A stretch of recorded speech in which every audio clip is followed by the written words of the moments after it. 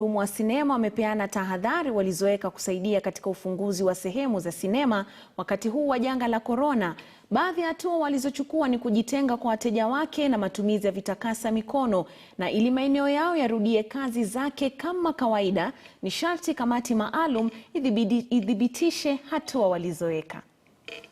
And we developed a memorandum of guidelines for the reopening of cinemas in this country, tying it to the other global markets, because if you look at the other markets, some of them started reopening in May and June. But here in Kenya, we were trying to tie it to the release of the blockbusters globally, and to see how markets like Hollywood and other big film industry players will be operating. And we have synchronized that. We developed guidelines to ensure that there will be safety considerations, and all the measures will be observed.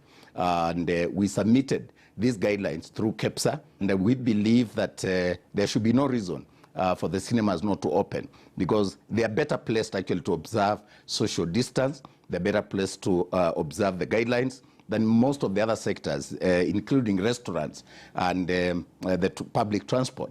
If you look at it, because they are structured, they are organized, you buy tickets online, you get there, the temperature is checked, and you don't have to crowd. You keep the 1.5 meters distance as you queue, as you get in. And we have agreed that actually they will cut the numbers down to a half, so that the cinema hall that used to accommodate 3,000 people will go for probably 1 million or 1,000 or 1.5, 1,500. The ones that are accommodating 500 and so on, we are cutting the numbers by half, depending on the size, so that we keep social distance. But all the safety measures for mitigating against the spread of COVID-19 will be observed.